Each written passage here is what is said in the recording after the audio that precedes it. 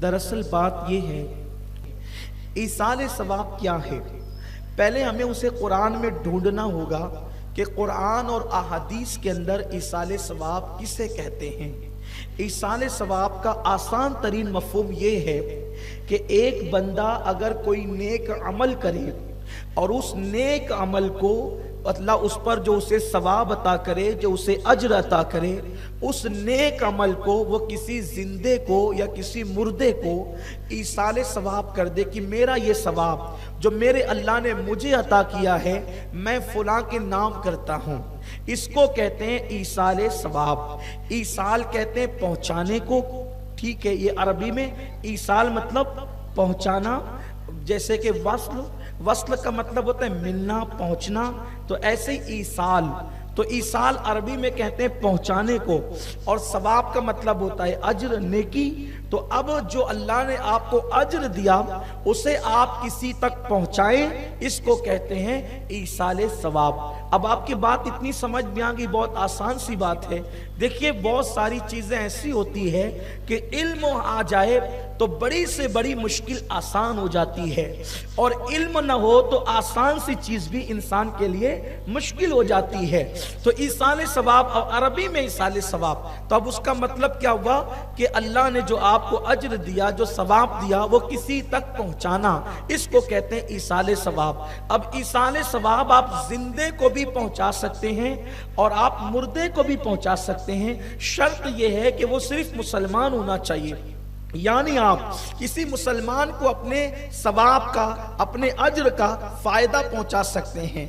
अब आइए इसकी कुरान में क्या हैसियत है, इसकी हदीस में क्या हैसियत है, हम उसका जायजा लेते हैं, फिर आपको पता चलेगा। आप उसके नतीजा खुद निकालेंगे। नतीजा मैंने नहीं निकालना है, नतीजा आपने निकालना है कि फिर ये जायज है या नाजायज है।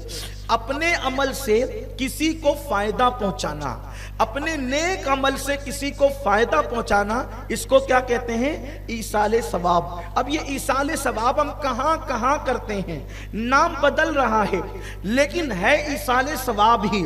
जैसे मिसाल के तौर पर किसी मुसलमान का इंतकाल हो जाए तो उस मुसलमान की हम नमाज जनाजा पढ़ते हैं।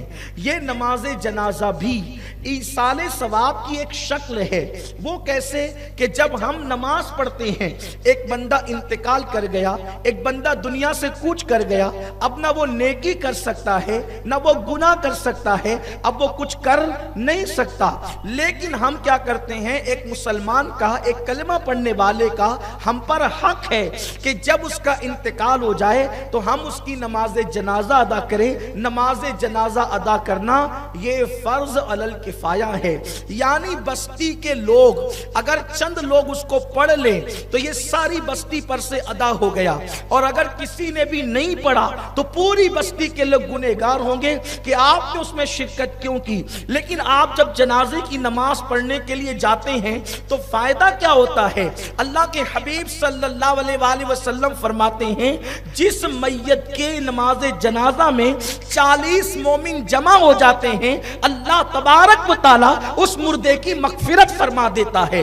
अब आप अंदाजा फरमाएं, 40 लोगों ने मिल करके एक मोमिन की सिफारिश की अल्लाह की बारगाह में, तो बोलो उसकी बरकत से उसकी मगफिरत हुई कि नहीं हुई? अब यहां पर यह शीश महल बदअकीदगी का चकना चूर हो जाता है कि इंसान जो करे उसके लिए वही है, दूसरे का अमल एक इंसान को फायदा नहीं पहुंचा सकता। तो अगर किसी का अमल किसी को फायदा नहीं पहुंचा सकता तो नमाज जनाजा पढ़ने का अमल तो जिंदे का है, बोलो उसने मुर्दे को फायदा पहुंचाया कि नहीं पहुंचाया? जब नमाज जनाजा की बरकत से एक मुसलमान बख्श दिया गया तो बोलो इसका फायदा उसको मिला कि नहीं मिला? तो अब जब नमाज जनाजा का फायदा उस मुर्दे को मिला तो फिर ला इलाहा इल्लल्लाह मुहम्मदुर रसूलुल्लाह पढ़कर उस मुर्दे को मैंने ईसाल सवाब कर दिया, तो उस कलमे का सवाब भी उसको मिल गया और मेरे सवाब के अंदर कोई कमी नहीं हुई। फिर इस यही नहीं बल्कि कभी कभी तो मुर्दा भी जिंदे को फायदा पहुंचाता है,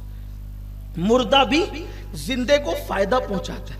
हाँ, आजकल जब दरअसल स्कूल कॉलेज के पढ़ने वाले छोकरे हर चीज को वो दिमाग से, अकल से तौलते हैं। हर चीज अकल से तौलने की नहीं होती। اگر ہر بات آپ عقل سے سمجھیں گے تو بہت ساری چیزیں جو آپ کے دماغ میں نہیں آئے گی. مذہب اس کو کہتے ہیں کہ کبھی کبھی عقل کو تنہا بھی چھوڑ دینا چاہیے. مذہب اس کو دیکھو، ایک مثال آپ کو بتا دوں. آپ اسلام کی بہت ساری باتیں عقل کے ترازو پہ تولو گے تو آپ کو سمجھ میں نہیں آئے گی، لیکن انکار کرو گے تو کافر ہو جاؤ گے. جیسے یہ آپ کا کون سا محلہ ہے جی؟ گلشیر نگر ہے. گلشیر نگر میں اگر حافظ رفیق صاحب گلی میں بھاگنے لگے تو آپ حافظ رفیق صاحب کے بارے میں کیا رائے قائم کریں گے؟ یہ کیسا حافظ ہے، یہ بھاگ رہا ہے. حافظ مقصود صاحب بھاگے، کوئی اور نیک شریف آدمی بھاگے تو آپ کیا کہیں گے؟ کیسا آدمی، غیر سنجیدہ آدمی، غیر شریف آدمی، یہ اس کو بھاگنا زیب دیتا ہے. عالم ہے، حافظ ہے، امام ہے، ٹھیک ہے نا. اس کا مطلب شریف آدمی کا بھاگنا آپ کے نزدیک کیا ہے؟ بولو عیب ہے کہ نہیں عیب؟ لیکن یہ گلشیر نگر کی گلی میں شریف آدمی بھاگے تو ہوٹل پہ ڈسکس ہونے لگے وہ بھاگا کیوں، وہ بھاگا کیوں، وہ بھاگا کیوں. لیکن 40-50 ہزار روپے خرچہ کر کے لوگ صرف صفا مروہ کے درمیان بھاگنے کے لیے جاتے ہیں. بولو وہ بھاگتے ہیں کہ نہیں بھاگتے؟ اور یہاں بھاگا تو عیب ہو گیا اور وہاں بھاگا تو ثواب ہو گیا. اب آپ عقل کا گھوڑا دوڑائیں گے، یا اللہ بھاگنا بھی ثواب ہے، یا اللہ بھاگنا بھی ثواب ہے، تو کہیں گے کہ ارے ہر چیز عقل سے مت دیکھ. مذہب تیرا امتحان لیتا ہے کہ تو ہر جگہ عقل کا استعمال کرتا ہے یا کہیں تو یہ کہتا ہے کہ عقل کو میں پیروں تلے کچلتا ہوں. عقل کچھ نہیں ہے، اللہ نے جو حکم دیا ہے اس کی آگے میں سر تسلیم خم کرتا ہوں. یہ پیلر ہے، پیلر، ٹھیک ہے، یہ پیلر. اس کو اگر کوئی امام صاحب پتھر اٹھا کر کے مارے تو آپ کہیں گے امام صاحب ٹھیک تو ہے نا، بیوی سے جھگڑا کر کے یہ غصہ آپ پیلر پہ کیوں اتارتے ہیں؟ یہ کوئی کہے گا نا کہ آپ کیا کر رہے ہیں، یہ پیلر کو آپ پتھر مار رہے ہیں، کوئی بات ہے آپ کی؟ آپ پاگل تو نہیں ہوگے؟ آپ کی عقل کم تو نہیں ہوگی؟ گلشیر نگر کے پیلر کو پتھر مارا تو آپ اس سے پوچھیں گے بھئی سب خیر تو ہیں، لیکن مینا کے اندر جو 3 پیلر بنے ہوئے ہیں لوگ اس کو پتھر مارتے ہیں اور وہ کیا کہتے ہیں؟ شیطان کو پتھر مارے. میں کہتا ہوں اللہ کے بندے وہاں شیطان ہے نہیں، اس لیے کہ مینا تو مقام مبارک ہے. مینا تو مقام مبارک ہے. مبارک مقام پہ بولو شیطان کیسے آ سکتا؟ وہاں شیطان کیسے؟ وہاں شیطان ہے نہیں. بس جہاں کبھی آیا تھا ہزاروں سال پہلے اور اس کو جناب ابراہیم نے پتھر مار کے بھگا دیا تھا، اب وہاں شیطان ہے نہیں. اور اگر ہو بھی تو دکھتا نہیں، اور اگر دکھتا بھی تو آپ کہاں بیٹے کو قربان کرنے لے جا رہے، وہ آپ کو روکے گا؟ وہاں روکا تھا، ہزاروں سال پہلے روکا تھا، بھگانے والے نے بھگایا تھا، مارنے والے نے مارا تھا. اب کیوں مارتے ہو؟ تو اللہ کا قانون یہ بتاتا ہے مروہ اس لیے رہا ہوں کہ میں تیری عقل کا امتحان لے رہا ہوں کہ تو عقل کو ترجیح دیتا ہے کہ مذہب کو ترجیح دیتا ہے. بات سمجھ میں آئی؟ تو اس لیے بہت زیادہ عقل مند مت بنو مذہب کے معاملے میں. اللہ کا جو حکم ہے، رسول اللہ کا جو حکم ہے، بزرگوں کا جو طریقہ ہے اس کو اختیار کرو، اس کو مانو. تو اب انسان یہ کہتا ہے کہ بھئی مردہ کوئی فائدہ نہیں دے سکتا، اس کی روح نکل گئی. دیکھو اب دھیان سے سنو، میں اپنی گفتگو تیزی سے آگے بڑھاؤں کیونکہ ٹائم کم ہے اور عنوانات بہت زیادہ دیے گئے ہیں. اب انسان سوچتا ہے بھئی اس کی تو روح نکل گئی، وہ ہل بھی نہیں سکتا، ناک پر سے مکھی بھی نہیں ہٹا سکتا، وہ ہمیں کیسے فائدہ پہنچا سکتا ہے؟ تو میں آپ کو بتاتا ہوں، دیکھو مردہ کیسے فائدہ پہنچاتا ہے. توجہ آپ کی، مردہ کیسے فائدہ پہنچاتا ہے. جیسی پتہ چلا مٹی دینے چلو بھائیو فلاں صاحب کا انتقال ہو گیا تو جتنے لوگوں نے وہ پکارا سنا کیا کہتے پتہ ہے؟ انا للہ و انا الیہ راجعون. بولو کہتے کہ نہیں کہتے؟ کیا کہتے ہیں؟ آپ نے کیا پڑھا؟ قرآن کی آیت پڑھی. قرآن کی آیت کا ایک حرف پڑھا تو کتنی نیکی ملی؟ 10 نیکی. حضور فرماتے ہیں میں نہیں کہتا کہ الف لام میم ایک حرف ہے، الف ایک حرف ہے، لام ایک حرف ہے، میم ایک حرف ہے، ٹھیک ہے. اور بلکہ صوفیہ فرماتے ہیں الف لکھا جاتا ہے تو الف لام اور فے دو تینوں کا مل کے ہوتا ہے. تو اب گویا جس نے الف پڑھا صرف تو اس کو بھی 30 نیکی ملتی ہے، یعنی جتنے حروف بتائیے اتنی نیکی ملتی ہے. تو آپ نے آیت کب پڑھی؟ برات جاتے ہوئے دیکھ کے پڑھی؟ بولیے نہیں. مولانا کو جاتے ہوئے دیکھ کے پڑھی؟ نہیں. لیڈر کو جاتے ہوئے دیکھ کے پڑھی؟ نہیں. پکارا سنا کہ فلاں مر گیا تو آپ نے کیا پڑھی؟ انا للہ. اب انا للہ جو آیت پڑھی وہ آیت پڑھنے کا ثواب آپ کو ملا کہ نہیں ملا؟ بولو ذریعہ کون بنا؟ کون ذریعہ بنا؟ مردہ. تو مردے نے آپ کو فائدہ پہنچایا کہ نہیں پہنچایا؟ کہ آپ وہ مرا اور اس نے آپ کو آیت پڑھوائی، تو مردہ آیت پڑھنے کا ذریعہ بنا کہ نہیں بنا؟ مردہ آیت پڑھنے کا ذریعہ، تو مردے نے فائدہ پہنچایا کہ نہیں پہنچایا؟ یہ ایک فائدہ۔ اس کے بعد بغیر وضو کے ایسی پڑا ہوا تھا، بغیر غسل کے پڑا ہوا تھا، بیوی نے کہا اٹھیے جنازے میں جانا ہے، غسل کیا، بولو مردے کی وجہ سے غسل کیا کہ نہیں؟ ارے چلو غسل والا تو وضو کیا کہ نہیں؟ اس کے بعد پھر مسجد پہنچا، بلکہ اس کے میت کے گھر پہ پہنچا۔ آقا فرماتے جتنے قدم چلے گا ہر قدم پر اللہ 1 سال کی عبادت کا ثواب عطا فرمائے گا۔ بولو مردے کی وجہ سے فائدہ ملا کہ نہیں ملا؟ برات میں چلنے سے یہ فائدہ نہیں ہے، مردے کے ساتھ چلنے سے فائدہ ہے۔ تو یہ فائدہ کس کی وجہ سے ہو رہا ہے؟ مردے کی وجہ سے۔ پھر میرے آقا فرماتے ہیں نیک مردے کو کندھا دے تو نیک کی برکت سے مردہ بخشا جاتا ہے، اور اگر مردہ نیک ہو تو اس کو کندھا دینے کی وجہ سے زندے بخش دیے جاتے ہیں۔ بھائیو جب مردے کا عمل ہمارے کام آ رہا ہے تو ہمارا عمل مردے کے کام کیوں نہیں آ سکتا؟ یہ ہے ایصال ثواب۔ اب اس کا شرعی ثبوت آپ نے دیکھا نا، فائدہ پہنچایا، مردے نے پہنچایا، زندے نے پہنچایا۔ اب اس کا حدیث میں ثبوت کہاں ہے؟ پہلے تو نماز جنازہ ہی میں نے آپ کے سامنے پیش کر دیا۔ آئیے بہت کھلے طور پر اس کا ذکر کہاں ہے؟ بڑی مشہور وہ حدیث پاک ہے جو بار بار ہم پڑھتے ہیں۔ ایک صحابی تھے، ان کی امی کا انتقال ہو گیا، وہ بارگاہ رسالت میں کہا یا رسول اللہ میری ماں انتقال کر گئی، جب میری امی زندہ تھی تو میں ان کی خدمت کرتا تھا، اب میری ماں مر گئی، یہ انتقال کر گئی، یا رسول اللہ میں کیا کروں؟ تو آقا علیہ السلام نے ارشاد فرمایا اس وقت اس علاقے والوں کو پانی کی ضرورت ہے، اس علاقے والوں کو پانی کی ضرورت ہے، اگر تم کنواں کھدوا دو اپنی ماں کی ایصال ثواب کے لیے تو یہ تمہاری طرف سے تمہاری ماں کی خدمت ہوگی۔ یعنی جیتے جی کھانا کھلاؤ، جیتے جی دوا پلاؤ، جیتے جی پیر دباؤ، اور جب انتقال کر جائے تو ایسی نیکیاں کرو ماں باپ کی طرف سے، رشتہ داروں کی طرف سے، کہ قبر کے اندر وہ سکون اور اطمینان کی نیند سوتے رہے اور ان کو ثواب پہنچتا رہے۔ تو کہا کہ اگر آپ کنواں کھدوا دیتے ہو، پانی کا انتظام کرا دیتے ہو، یہ تمہاری ماں کے لیے اس کا ثواب ملتا رہے گا۔ اس صحابی نے جو ہے کنواں کھدوایا اور عرض کیا یا رسول اللہ صلی اللہ علیہ وآلہ وسلم آپ پہلے چلیں اور وہ پانی پہلے آپ ہی پیئیں۔ سرکار نے فرمایا کہ جتنے لوگ اس سے پانی پیئیں گے وہ سب کا ثواب کس کو ملے گا؟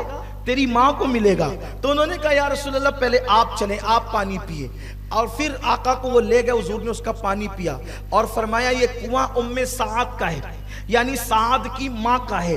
حضور نے کہا فرمایا سعد کی ماں کا ہے، یعنی اس سے جو پانی پیا جاتا رہے گا اس کا ثواب کس کو ملے گا؟ اس کی ماں کو۔ ایسی مسجد بنا دیا، جب تک نمازیں ہوتی رہے گی جس کے ایصال ثواب کے لیے بنایا اس کو ثواب ملتا رہے گا۔ آپ نے راستہ درست کروا دیا جس کے ایصال ثواب کے لیے کیا، اسی طرح شربت پلا دیا، کھانا کھلا دیا، کسی کو کپڑے دے دیے، کسی کی مدد کر دی، یہ سب ایصال ثواب کے ذریعے ہے۔ اب یہاں ایک خاص بات، کچھ لوگ زبردستی کے متقی بنتے ہیں کہ چلو ٹھیک ہے مردوں کو ایصال ثواب کے لیے ان کا کھانا کھلا سکتے ہیں، مردوں کی طرف سے کھانا کھلا سکتے ہیں، پانی پلا سکتے ہیں، شربت پلا سکتے ہیں، لیکن اس کو مالدار لوگ نہیں کھا سکتے، اس کو جو وہ صرف غریب لوگ کھا سکتے، مالدار نہیں کھا سکتے۔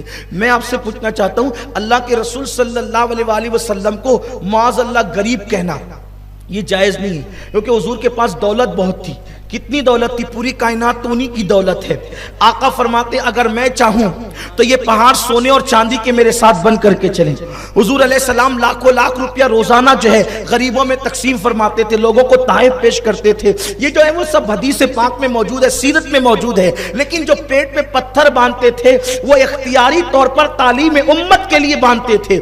اب جناب سعد نے اپنی ماں کے لیے جو کنواں کھدوایا، حضور سے کہا کہ پہلے آپ اس کا پانی پیئیں گے۔ اس سے پتا چلا کہ رسول اللہ نے اس کا پانی پیا، تو یہاں سے ہمیں پتا چل گیا کہ اگر مرحومین کے ایصال ثواب کے لیے کوئی کھانا بنایا جائے تو اس میں غریب بھی کھا سکتے ہیں اور امیر بھی کھا سکتے ہیں۔ غریب کے کھانے پر بھی ثواب ہے اور امیر کے کھانے پر بھی ثواب ہے، مگر افضل یہ ہے کہ اولیت پہلے غریبوں کو دی جائے اور بعد میں پھر مالداروں کا جو ہے وہ ان کو اس کے لیے چنا جائے۔ لیکن کبھی کبھی ایسا ہوتا ہے کہ لوگ جو ہے وہ مالداروں کو اولیت دیتے اور غریبوں کو اولیت نہیں دیتے، بلکہ یہ صرف ایصال ثواب کے کھانے میں ہی نہیں ہے، یہ تو ولیمے میں بھی ہے کہ اولیت غریبوں کو دو۔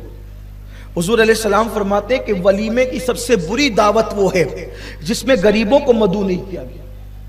अगर आप वलीमे की दावत करें तो उसमें, क्योंकि हुजूर अलैहि सलाम ने गरीबों को शामिल करने का हुक्म दिया। अब ये इसाले सवाब है। अब यहां पर मैं अपनी गुफ्तगू को समेटते हुए अर्ज करूं, ध्यान दें आप। ये जो अरबी में जिसे इसाले सवाब कहते हैं, उसको उर्दू में हम कभी तीजा कह देते हैं, इसाले सवाब तीजा। हम कभी उसको 10वां कह देते हैं, ये भी इसाले सवाब है। कभी 20वां कह देते हैं, ये भी इसाले सवाब है। कभी चहलुम कह देते हैं, ये भी इसाले सवाब है। कभी 11वीं कह देते हैं, ये भी इसाले सवाब है। कभी 6ठी कह देते हैं गरीब नवाज की, कभी 12वीं कह देते हैं, ये भी साले सवाब है। कभी मौलाना इसहाक की न्यास कह देते हैं, ये भी साले सवाब। कभी गुलाम नबी बाबा का उर्स कह देते हैं, ये भी साले सवाब है। कभी मखदूमी लंगर कह देते हैं, ये भी साले सवाब है। कभी भंडारा कह देते हैं, ये भी साले सवाब है। सब इसाले सवाब, नाम बदल गए। आप कहेंगे ये क्या बात हुई? मैं कहते यही बात हुई। देखिए, आसमान से जो पानी बरसता है, हम उसको क्या कहते हैं? बारिश। क्या कहते हैं? बोलो, क्या कहते हैं? है क्या? पानी। लेकिन बरसा तो क्या कहा? बारिश। नाले में बहने लगा, है पानी, क्या कहा? नाला। क्या कहा? वही पानी नदी में आ गया तो क्या कहा? नदी। वही पानी कुएं में आ गया तो क्या कहा? कुआं। ठीक है ना? वो पानी समुद्र में चला गया तो है पानी। है पानी। पानी के बगैर कुआं नहीं है, पानी के बगैर समुंदर नहीं है, पानी के बगैर बारिश नहीं है। सब जगह है पानी ही, लेकिन जहां जाता रहा नाम बदलता रहा, हकीकत नहीं बदली, है पानी ही। बरसा तो बारिश, कुएं में गया तो कुआं, दरिया में गया तो दरिया, समुंदर में गया तो समुंदर। नाम बदले लेकिन है पानी, तो होगा पानी ही, लेकिन नाम बदलते जाएंगे, हकीकत नहीं बदलेगी। इसीलिए है इसाले सवाब ही। मैयत के तीसरे दिन कहा तो तीजा, 10वें दिन किया तो 10वां, 20वें दिन किया तो 20वां, उर्स पर किया तो उर्स, चैलुम पे किया तो चैलुम। है इसाले सवाब ही। नाम बदलते चले गए मगर हकीकत नहीं बदली। ये है इसाले सवाब। ये अब बताएं कि ये कहा नाजायज? किसी को सवाब पहुंचाना ये कहा नाजायज? किसी को सवाब इसाल करना ये कहां हराम है? मेरे प्यारे आका सल्लल्लाहु अलैहि वसल्लम के प्यारे दीवानों, अब आइए अपनी गुफ्तगू को एंड करते हुए समझ में अगर बात आ गई है आपके, हमारे बुजुर्गों ने बहुत किया और अल्लाह को इसाले सवाब की खातिर खाना खिलाने से ज्यादा कोई अमल पसंद नहीं। सबसे बेहतरीन अमल खाना खिलाना। अल्लाह के रसूल अलैहि सलाम से पूछा गया, अय्युल इस्लाम खैर या रसूल अल्लाह, हुजूर सबसे बेहतरीन इस्लाम क्या है? आका फरमाते नुतइमुत ताम, ईमान लाने के बाद सबसे बेहतरीन अमल है नुतइमुत ताम, खाना खिलाओ। अब खाना खिलाओ, हुजूर ने ये नहीं कहा कि गरीब को खिलाओ कि अमीर को, मुतलकन नुतइमुत ताम। एक शख्स गौसे पाक की बारगाह में आया, कहा हज़रत मेरे पास नफली सदका है, मैं गरीबों को ढूंढ रहा हूं, मुस्तहिक को दे दूं।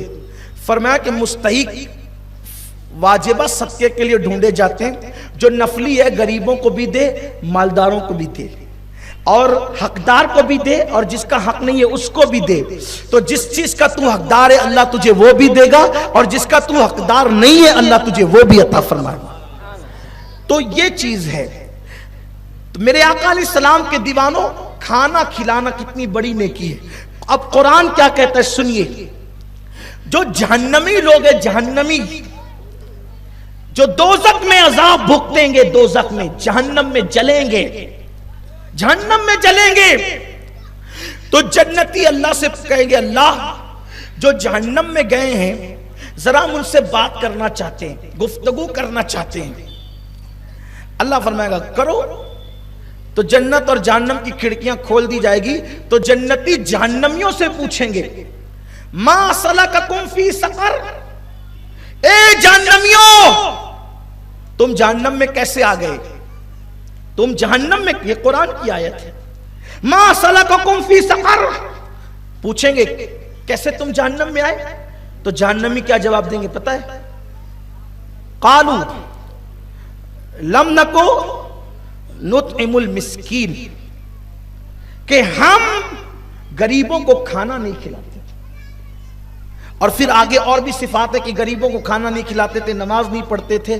اس کا مطلب یہ ہے کہ کھانا نہیں کھلاتے تھے غریبوں کو، اسی لیے جہنم میں آئے۔ قرآن کہتا ہے اَرَأَيْتَ الَّذِي يُكَذِّبُ بِالدِّينِ فَذَلِكَ الَّذِي يَدُعُّ الْيَتِيمَ وَلَا يَحُضُّ عَلَى طَعَامِ الْمِسْكِينِ۔ اے محبوب، کیا تم نے دین کے جھٹلانے والے کو نہیں دیکھا کہ وہ اللہ اکبر جو دین کو جھٹلانے والا ہے وہ کون ہے؟ وہ یتیموں پر رحم کرنے پر اکساتا نہیں اور یتیموں پر رحم نہیں کرتا اور غریبوں کو کھانا کھلانے کی ترغیب نہیں دیتا۔